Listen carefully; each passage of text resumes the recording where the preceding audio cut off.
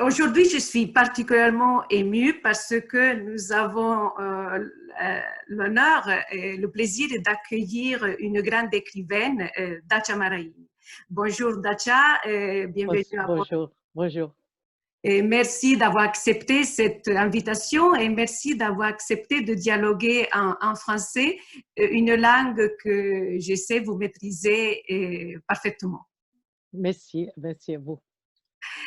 Et pour ceux en France qui ne connaissent pas très bien Dacia Maraini, et je pense qu'ils ne sont pas nombreux, mais aussi pour ceux qui la connaissent bien, je voudrais suggérer de regarder un film, et plus précisément une docu-fiction qui a été réalisée par Irish Brasky.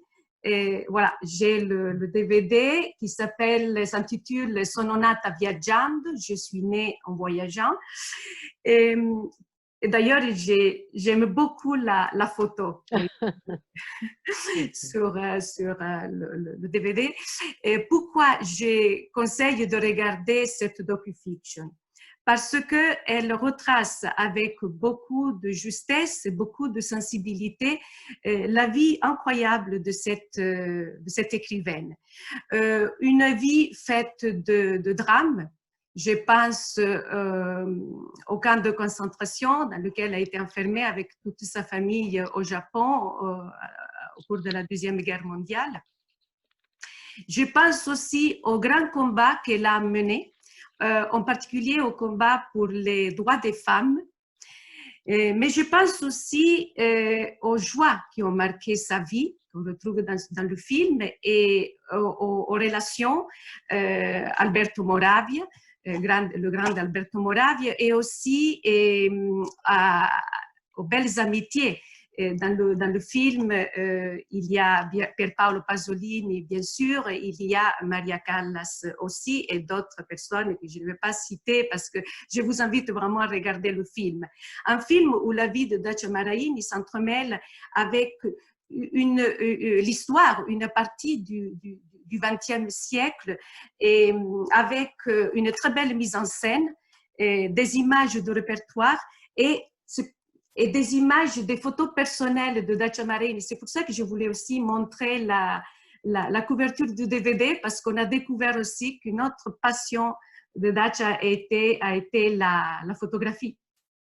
Voilà, donc excusez-moi si je me suis un petit peu attardée à présenter ce DVD, ce film, pardon, cette docu-fiction, mais parce que j'espère qu'il soit un jour diffusé sur une chaîne de télévision en France. D'ailleurs, il y a des sous-titres en français. Et je termine avec cette phrase. Quand vous étiez ici à Bordeaux, dans notre association avec Irish Brasky aussi, c'était très intéressant et très émouvant de savoir comment l'idée de la docu-fiction était née. Voilà, Irish nous racontait, si vous voulez aussi dire quelque chose à propos de ce film magnifique et très touchant. C'est vrai. Mais Braski est un jeune homme qui aime beaucoup les images, et il a fait beaucoup de documentaires, mais un peu par hasard, je crois. Il n'y a pas vraiment raison pour laquelle on a décidé, ou il a décidé. Il m'a demandé si on voulait faire.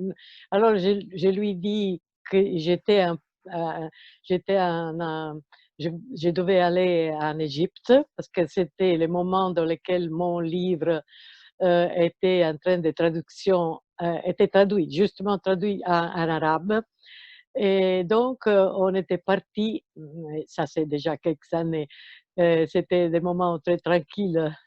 Et on est parti pour l'Égypte. J'étais à Alexandrie, à l'université, j'ai présenté les livres, enfin, et lui, il a profité de ce voyage pour faire ses documentaires. C'est ça, c'était intéressant parce que pour moi, les voyages, c'est un procès de connaissance. C'est pas d'aller dans un pays faire les mêmes choses qu'on fait à la maison, c'est-à-dire les hôtels qui sont tous les mêmes, ou voir les choses que les touristes sont forcés ou quand même invités à voir. Et moi, pour moi, les voyages, c'est connaître les gens, les gens qui habitent dans notre pays, connaître la culture de notre pays. Donc, par exemple, lire, même avant de voyager, lire les livres, même les livres des faibles, les livres, mais lire les romans, pas seulement suggestions de voyage, mais les livres qui ont été écrits dans les langues et dans la culture du pays dans lequel on va. Alors là, on a une certaine connaissance un peu plus approfondie de la culture du pays dans lequel on va se mouvoir. Merci. Je suis très contente que vous avez accepté de nous dire quelque chose parce que je répète, j'espère avec tout mon cœur qu'il soit un jour transmis, diffusé par nos chaînes, cette docu-fiction. Alors, aujourd'hui, nous sommes ensemble, même si virtuellement, pour parler de Trio, le dernier livre, votre dernier livre qui est sorti en juin de cette année et édité par Rizzoli. Et, alors, si on lit le titre complet du livre, c'est Trio, storia di due amiche, un uomo e la peste a Messina. Je ne sais pas si c'est nécessaire de traduire, je pense que c'est compréhensible. De toute façon, c'est l'histoire de deux amis, un homme et la peste à Messine. Et donc, en lisant le titre entier, on soupçonne que le livre soit né pendant le confinement, qu'il soit aussi qu'il ait été influencé par la situation qu'on a vécue en mars. Et malheureusement, c'est ce que nous sommes en train de vivre aujourd'hui aussi parce qu'on pensait que c'était fini. Par contre, si on lit la préface du livre, et d'ailleurs, je voudrais dire que j'étais très touchée par la préface. J'ai beaucoup aimé parce que j'ai cette façon que vous avez eue de vous adresser à nous, les lecteurs, de nous interpeller avec Caro Lecteur, et j'étais vraiment impliquée dès les premières pages. Voilà. Donc, si on lit la préface du roman, nous comprenons par contre que le livre vient de loin, comme on dit. Et en effet, si on lit la 4e de couverture, on voit que le livre, je cite, a des racines très profondes. Donc, est-ce que vous voulez nous dire brièvement comment le livre est né, nous raconter un peu? Merci. Oui, naturellement. Alors, le livre, oui, j'étais en train de préparer, de faire des analyses et de cueillir des analyses pour mon livre qui est sorti dans les années 90 et qui s'appelait Marianna Ocria.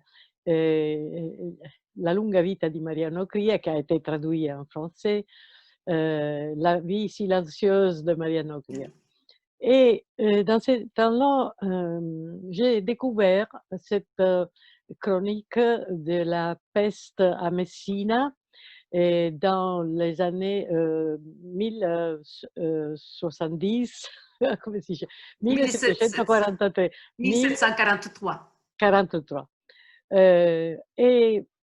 Et j'étais vraiment impressionnée par l'histoire parce que c'est un bateau qui est arrivé de la Grèce avec des tissus et ils ont monté sur le bateau les gens de port et ils ont dit mais ici il y a écrit que vous êtes 12 mais vous êtes 11. Qu'est-ce que c'est arrivé? Ils ont dit non mais Marine est mort pour une attache de cœur et pour malaise de cœur, et on l'a jeté dans la mer. Et alors, ils ont laissé descendre ces marines, mais ce n'était pas vrai.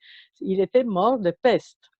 Mais c'était déjà trop tard quand ils ont découvert qu'ils étaient de peste. Après quelques jours, ils sont tous morts, les marines. Et la maladie s'est développée dans la ville avec une vélocité incroyable et les gens sont morts. 70% de la ville sont morts. Et la chose terrible que j'ai beaucoup été impressionnant pour moi, c'était qu'il y a donc j'ai publié une brève histoire come si dice, short story, un racconto breve. Oui, un récit, un récit Sì, bref. bref, dans le 2006, 2006. Et puis, j'ai oublié cette conte.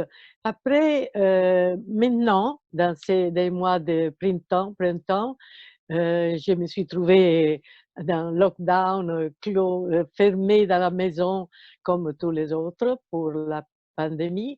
Et alors j'ai repensé à cette histoire que j'avais lue et j'avais écrit et j'ai pensé que vraiment il y avait encore je voulais développer cette histoire. Je sentais que je voulais développer cette histoire et je l'ai fait.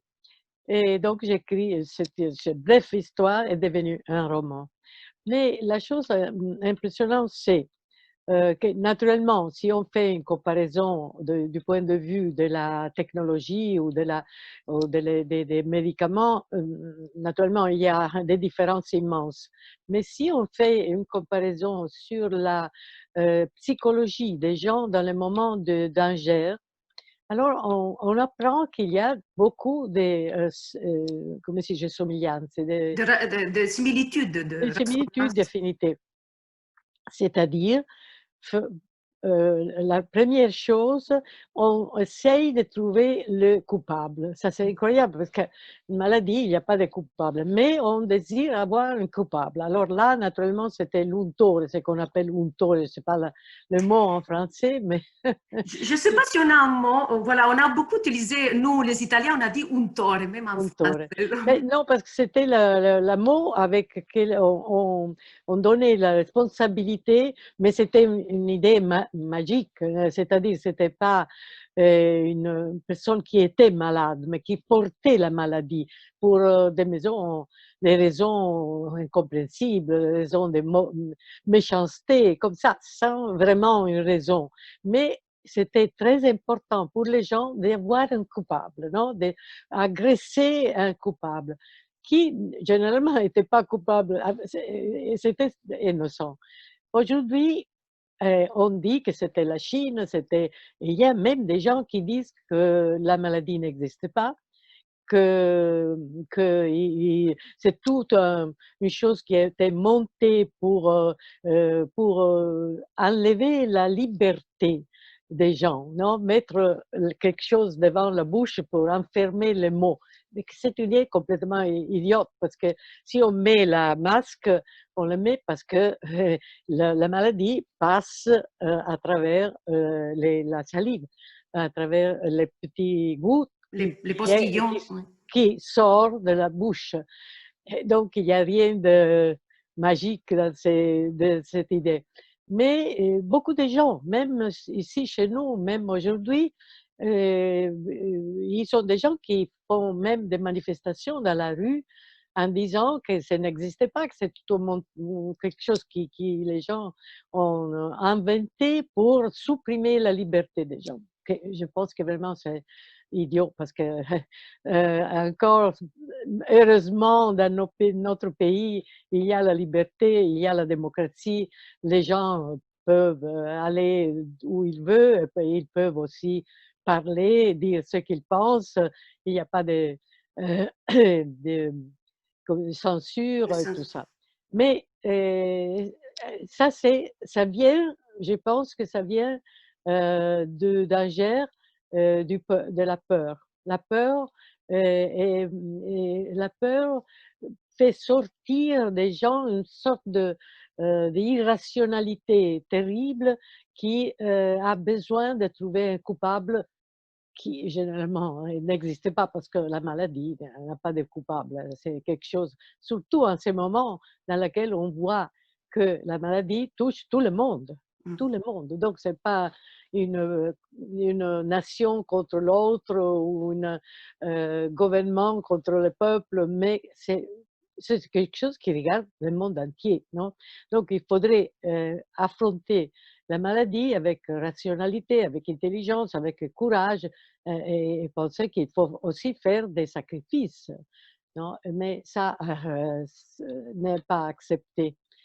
Alors là, je trouvais qu'il y avait vraiment des similitudes, quelque chose qui était très semblable à ce qui arrive aujourd'hui. Mais c'est pas un essai sur la peste, c'est une histoire de amitié parmi deux femmes, de jeunes femmes, qui se sont été des amies de quand elles étaient des enfants. Elles étaient amies quand elles étaient habitaient à Palermo. Depuis, euh, ils sont, étaient ensemble par des années, amitié, une grande amitié. Et puis, l'une des deux s'est mariée avec un homme qui habitait à Messina. Donc, elle est partie pour Messina. Alors, mais les deux femmes sont restées amies et elles se commencent à écrire l'une et l'autre. Donc, le livre est fait des lettres qu'elles s'écrivent l'un l'autre. Euh, Naturellement, il y a le temps, c'est pas comme l'email d'aujourd'hui, mais ça prend du temps, mais quand même, elles s'écrivent. Ces lettres, ce sont des lettres importantes parce que, à un certain moment, le mari d'une des deux femmes s'apprenne d'amour de la meilleure amie de sa femme. Alors, les deux, généralement, quand arrive une chose pareille, et ça arrive aujourd'hui, aussi aujourd'hui, on sait très bien qu'il arrive toujours, c'est une chose très normale. Généralement, on le fait en silence, c'est un secret, non? C'est un secret. Mais parce que, naturellement, si on parle de ça, arrive une rivalité, la jalousie et tout ça. Bien, les deux femmes décident, au contraire, de se parler tout de suite, de dire les choses comme elles sont et d'être sincères et de maintenir l'amitié euh, contre la jalousie. La jalousie existe parce que c'est un sentiment primaire, mais si on est rationnel, si on pense qu'on ne veut pas forcer l'autre et respecter les sentiments de l'autre, on doit accepter ce que l'autre sent. Alors, les deux amis décident de rester amis même s'il y a ce conflit. Le conflit existe, mais ils décident de... Alors là, je voudrais dire une autre chose. Non, peut-être Non, vous voudrez... Non, non, non, non, ça va, d'accord. Je voulais continuez. ajouter que les deux femmes sont un peu différentes des autres femmes, que généralement, à ce moment-là de l'histoire, n'avaient pas accès à des études. Donc, elles étaient très ignorantes, très primitives, comme des enfants. Mais les deux femmes, au contraire, elles décident d'apprendre à lire et écrire et elles commencent à lire. Et la lecture des livres d'ailleurs français et espagnols donne à ces deux femmes une culture que généralement les femmes n'ont pas. Mais pas seulement ça, mais elles absorbent quelque chose qui était en train d'arriver en Europe. C'était le passage d'une culture féodale qui est basée sur le rapport vertical parmi le patron et le servant, non? Padrone et servo. Et dans la famille, était la même chose. Était la même chose. Le père de la famille avait tous les droits et la femme et les enfants étaient sa propriété. Euh, alors, et en ce moment-là, du XVIIIe siècle, il y a un changement. Il y a des gens qui commencent à penser que ça n'était pas juste et ils commencent à penser qu'il faudrait changer et il faudrait respecter la liberté et penser que tous les hommes sont égaux. E così, uguali, insomma, Ego, oui, égaux. ego. Et ça arrive parce que déjà, justement, ça arrive dans la France. Parce qu'à ce moment-là, c'était la France qui était en avant-garde avec les penseurs. Et déjà, il y avait Voltaire, il y avait Montesquieu, il y avait ces grands philosophes qui commençaient à réfléchir sur la liberté. et sur la raison. La raison. La raison doit, si on est personne, si on est être humain, on doit agir selon la raison et pas selon les sentiments archaïques, les sentiments traditionnels. Et là, il y a vraiment un changement immense qui arrive. Après arrive à la Révolution française, qui était pour l'Europe un moment incroyable. Eh bien, les deux femmes, dans un sens très simple, mais elle absorbe ces nouveaux sentiments. C'est ça que je voulais aussi exprimer, que dans leur idée de ne pas accepter la jalousie, euh, parmi l'amitié qu'il y a entre elles, il y a cette idée nouveau euh, qui circulent dans l'Europe. Ça, je voulais dire. Alors, ça, c'est un peu l'idée du roman. Oui, merci. Merci. Effectivement, moi, que j'ai lu le roman, bien sûr, j'ai pensé tout de suite à un grand petit, parce que ben, il est pas très, très épais, le livre, mais c'est un grand roman sur l'amitié. Parce que ce sentiment, jamais j'ai senti la jalousie entre elles. Parfois, il y avait des soupçons de jalousie, mais tout de suite, c'était dépassé.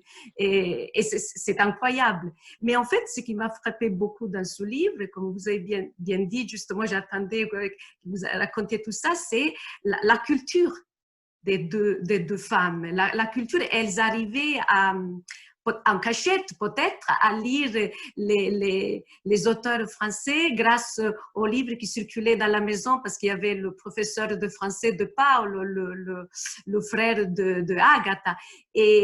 Antonio. D'accord, oui, pardon, je me suis trompée. Eh, Et lui, il laissait quand même, il les laissait faire. Et donc, elles avaient cette envie incroyable de lire, de s'instruire. Donc, le roman peut être considéré un éloge de l'amitié, bien sûr, mais c'est aussi un roman qui va au-delà de l'amitié, parce qu'il devient presque un fait culturel, alors. oui, oui. Il y a un fond culturel qui, dans les moments, est très difficile parce que, naturellement, quand il y a une alarme sociale comme la peste, naturellement, c'est plus difficile parce que tous les sentiments deviennent extrêmes. Mais les deux filles sont tellement habituées à penser, donc à lire, et ils ont absorbé ces sentiments, ces idées nouvelles qui sont très importants. Pour moi, l'Europe commence en ce moment-là.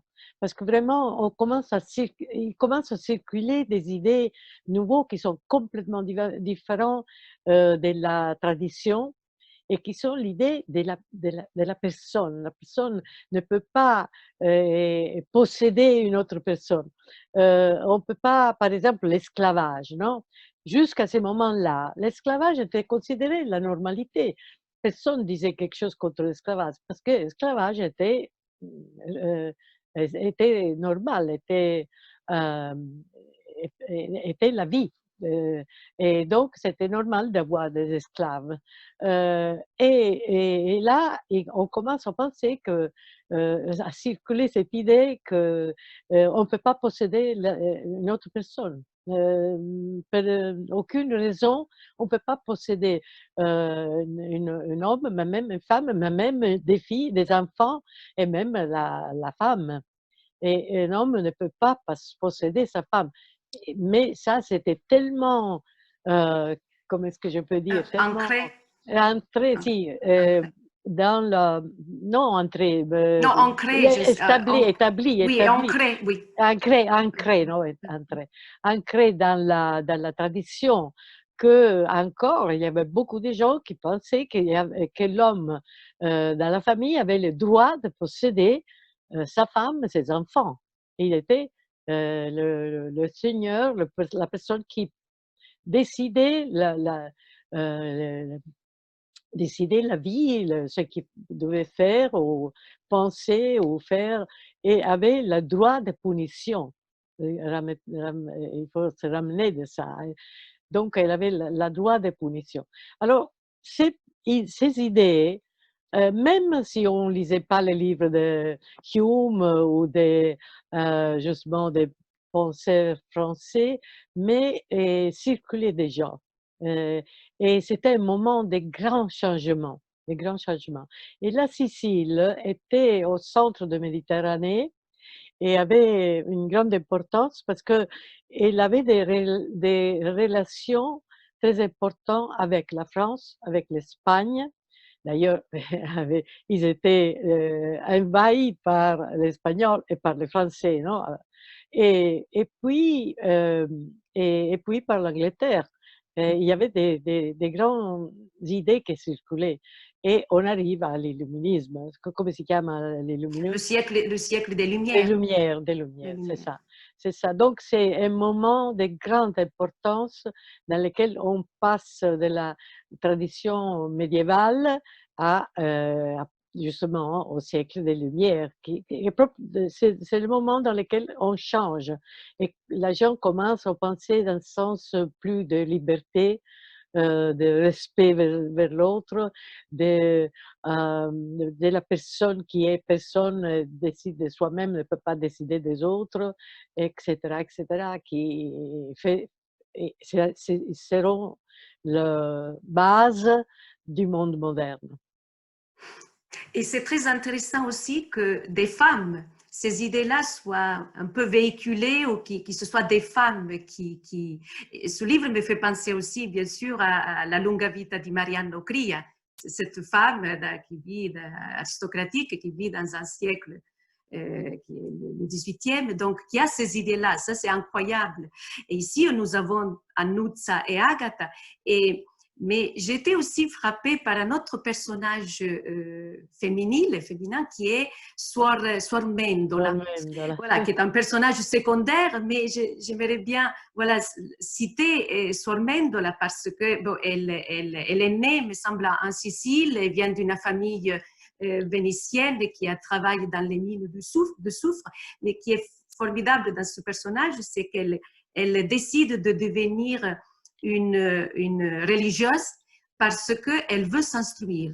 Et en fait, elle se prive de la liberté parce que devenir une religieuse veut dire se priver de liberté pour avoir de la culture. Ça, à cette époque-là, c'est formidable. Comprendre le sens de la culture, ce qui peut mener au progrès et à tout ce que vous avez dit. Et j'ai beaucoup réfléchi, rigolé, entre guillemets, quand vous avez écrit qu'elle apprend aux jeunes filles à broder sur un dessin, parce qu'elle aime aussi dessiner, que c'est la bataille des Thermopyles. Moi, je ne sais pas si je la prononce bien en français, c'est la bataille des Thermopyles entre les Grecs et les Perses. J'ai trouvé ça magnifique de broder avec un dessin si complexe et voilà, faire de l'histoire, apprendre à broder et en même temps faire de l'histoire. Toutes les occasions sont bonnes pour la culture. Oui, c'est vrai. Non, mais là, cette femme qui devient come si dice suora? Une religieuse, mais il y a Religieuse, disons, mais il y a un autre d'accord. mot qui est Oui, non, elle avait un grand talent pour le dessin. Elle voulait devenir un peintre, mais c'était impossible pour une femme d'être peintre, c'était quelque chose qui n'est pas accepté. Non? Alors elle a décidé d'aller au couvent parce que, paradoxalement, c'était dans le couvent, les femmes étaient un peu plus libres.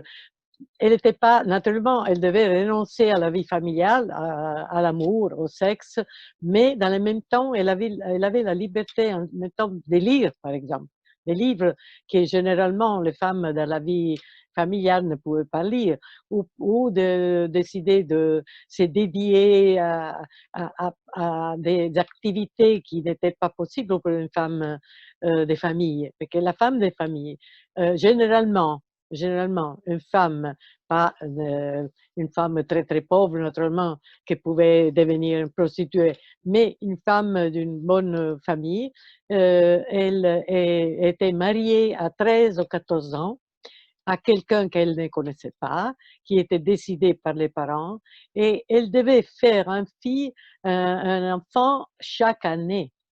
Donc, il n'y avait vraiment pas le temps et la possibilité de se dédier à quelque chose qui n'était pas la maternité.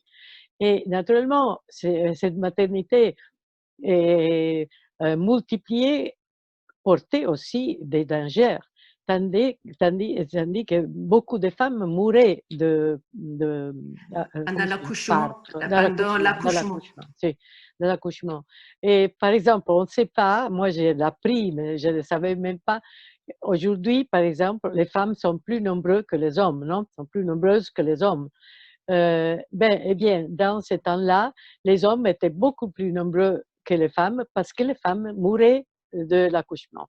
C'est-à-dire, quand on fait 15, 16, 20 enfants, c'est plus probable de mourir. Et aussi parce que, naturellement, il n'y avait pas ce qu'on a aujourd'hui, de hygiène, tout ça. Mais pour dire, alors, une femme, généralement, avait une vie très dure parce qu'elle devait se marier avec quelqu'un que généralement elle n'aimait pas. Elle devait faire des enfants chaque année et après, à 40 ans, elle était une vieille et justement prête à mourir. Donc la vie était très dure pour les femmes. Et dans le kiosque, dans le couvent, et les religieuses avaient un peu plus de liberté intellectuelle. Pas d'autre liberté, mais la liberté intellectuelle, tandis que nous, par exemple, en Italie, on a eu des grandes écrivains, femmes, qui viennent du couvent. Très souvent, on a été pas prises au sérieux parce que, justement, parce qu'elles étaient des femmes. Mais aujourd'hui, on commence à découvrir ces femmes qu'on écrit des choses très intéressantes, très belles, et qu'elles étaient absolument inconnues pendant des siècles. Mais parce que là, elles pouvaient lire, elles avaient le temps de penser, de lire et d'écrire.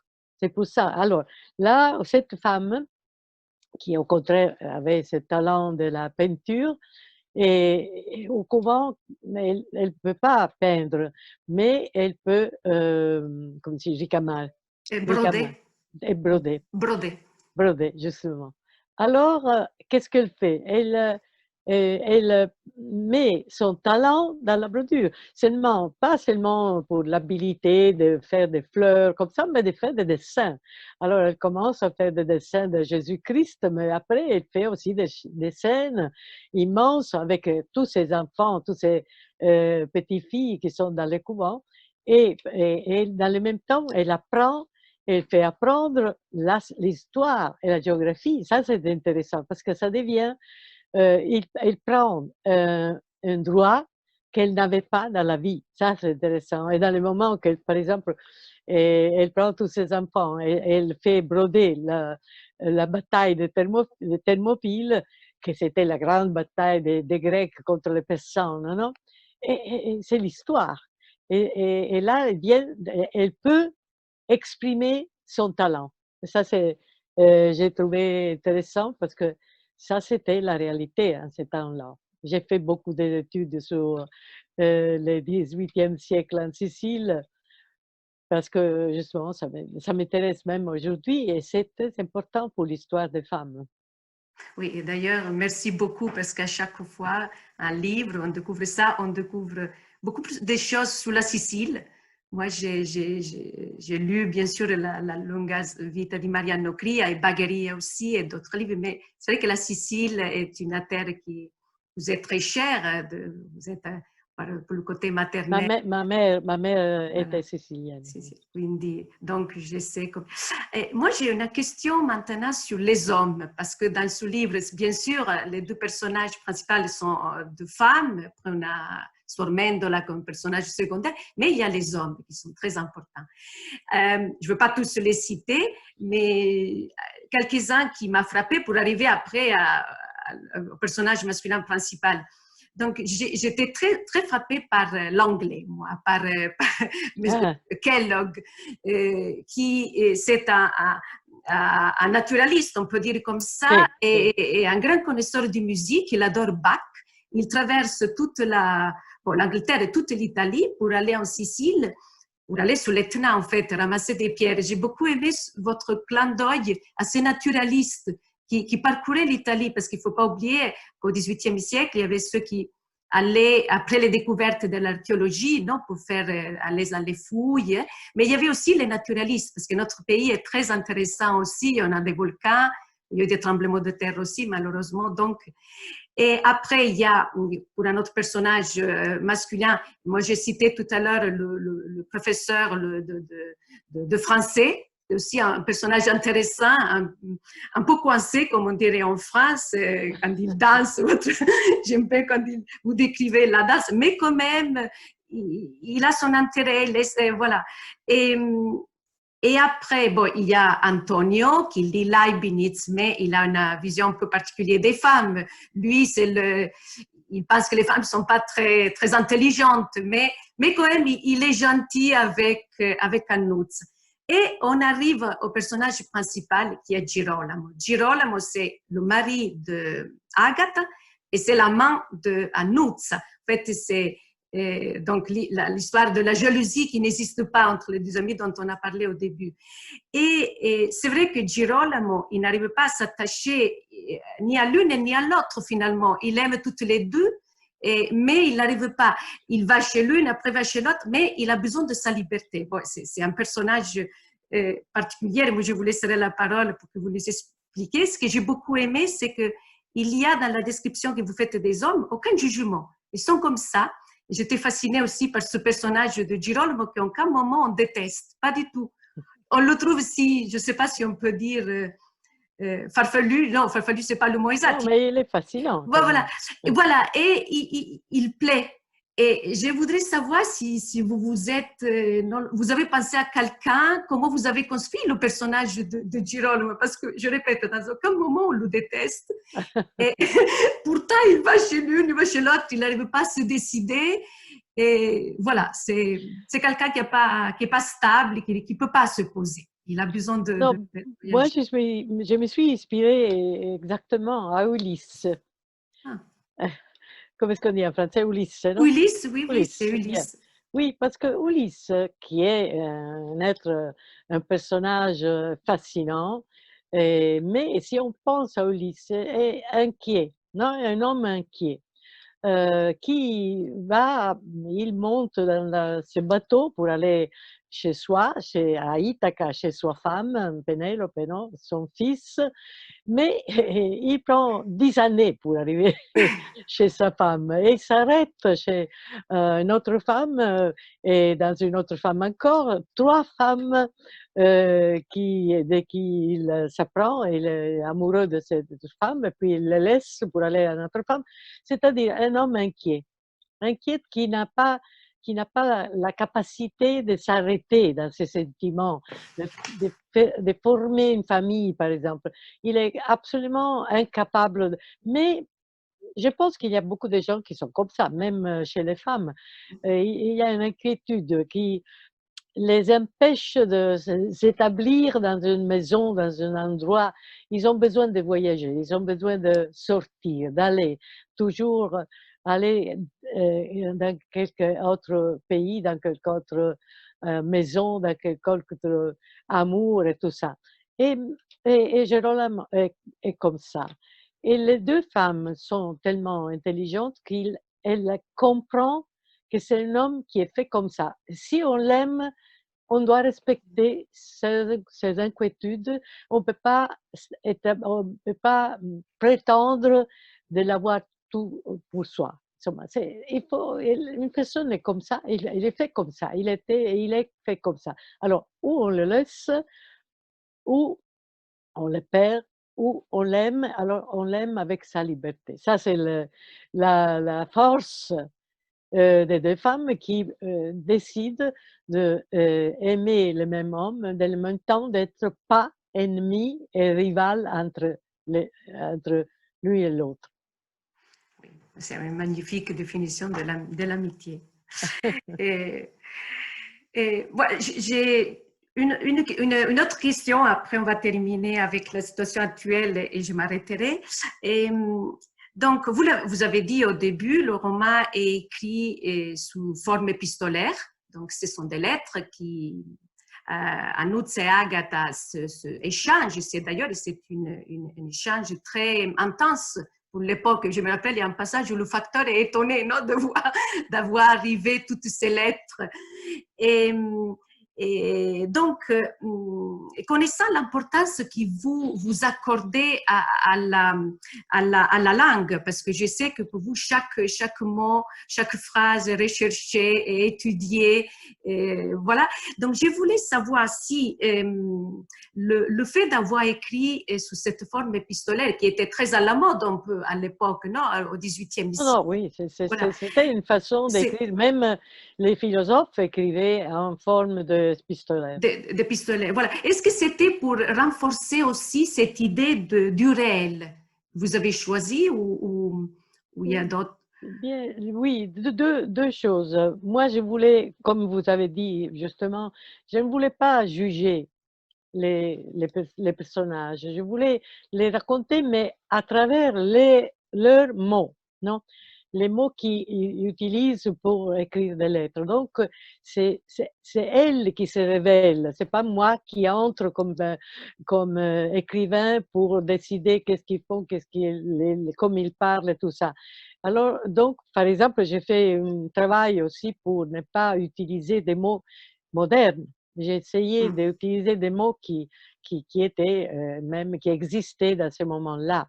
Les mots modernes pour ce qui rappelle la maladie, les médicaments et tout ça, je l'ai absolument laissé à part.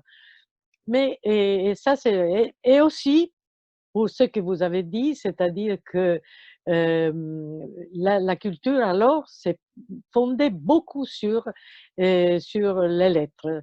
C'est des gens, beaucoup de choses étaient, beaucoup des livres sur les livres de philosophie, les livres, même des romans étaient faits sur les lettres qu'ils écrivaient entre Châtellot de la Clan, par exemple. Il y a les lettres et même même Platone, Plato, come si dice? Platon? Platon Je veux pas dire des écrivait des bêtises, lettres. non, non. Donc, c'était une classique, une façon classique. Et donc, j'ai pensé que pour écrire, pour donner l'idée d'une époque très importante qui a changé vraiment la façon de penser pour les Européennes, était aussi d'utiliser cette tradition des lettres. Bien. Et d'ailleurs, à propos des mots, de l'importance qu'il faut donner aux mots, que vous donnez aux mots, aujourd'hui, même avec le confinement, la pandémie, on a vu surgir, on a vu utiliser l'utilisation de beaucoup de mots étrangers, même en Italie. J'étais très étonnée, je ne savais pas trop comment on disait confinement et j'ai réalisé qu'on disait beaucoup lockdown. Ah oui, c'est vrai. Voilà, certains me disaient non, il y a aussi le mot chiusura, mais finalement, on le dit pas trop, on dit lockdown. Donc, on préfère ce mot-là. Je trouvais très. Non, là, je suis contraire. C'est-à-dire, je pense que nous avons une langue merveilleuse et que et cette utilisation des mots étrangers, surtout des mots anglais, parce que l'anglais, c'est la langue internationale, c'est la langue des machines, de la technologie et tout ça. Et moi, je pense qu'il faut connaître l'anglais. Moi, je connais bien l'anglais, je parle l'anglais, mais dans le même temps, quand je parle italien, je ne veux pas, comment est-ce qu'on dit, mélanger Mais, chaque phrase avec des mots anglais. Je pense que c'est inutile. Non, quelques mots, c'est normal. Non? Dans la langue, on accepte généralement quelques mots. Chez nous, le français, l'anglais, le grec, latin, et tout ça.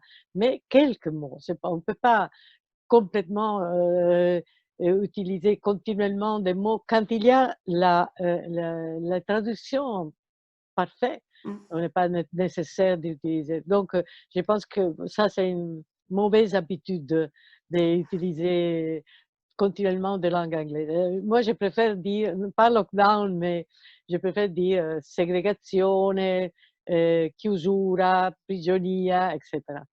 oui. Merci. Effectivement. Bon, je m'arrête, je vais juste dire une Oui. dernière question à conclusion. Si on transpose le contexte de votre roman avec la situation actuelle, est-ce que vous pensez, je reprends des mots que vous avez utilisés en parlant de l'amitié, est-ce que vous pensez que le seul abri pour l'esprit soit l'amitié? Est-ce que l'amitié peut nous sauver aussi de cette situation, de cette pandémie, de cette grande tragédie que nous vivons? Hein? Certainement, en ce moment, tous les sentiments positifs sont effacés parce que la peur porte suspect, porte agressivité, porte violence et porte la, la fermeté. On ferme les portes, on ferme et, come si dice, Les le frontières. frontières, oui, Sì, les frontières. et on ferme, même, les rapports, les relations avec les autres. Alors, l'amitié, pour moi, c'est la chose la plus noble, la plus belle, qui peut durer toute la vie, qui n'a pas qui est basée sur la générosité vers l'autre. On ne demande pas à les amis d'être fidèles, par exemple, et on donne à l'ami, on veut le bien de l'autre dans l'amitié. L'amour est beaucoup plus sauvage, beaucoup plus mystérieux, beaucoup plus difficile parce que l'amour est basé aussi sur l'idée que l'autre doit quelquefois être fidèle. Euh, Répondre non, à ton sentiment est quand même est beaucoup plus délicat et beaucoup moins libre de l'amitié. Ça, c'est... Alors, en ce moment, sans doute, le sentiment plus commun est le suspect, le,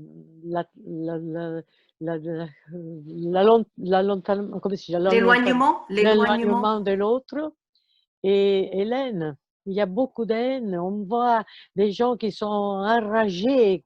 On ne comprend pas pourquoi. Non, on comprend pourquoi. Ils sont enragés parce qu'ils perdent le travail, parce qu'ils perdent de gagner avec leur maison, leur comme si magasin, et tout oui. ça. Non, il y a beaucoup de magasins qui ferment. Ça, c'est vrai.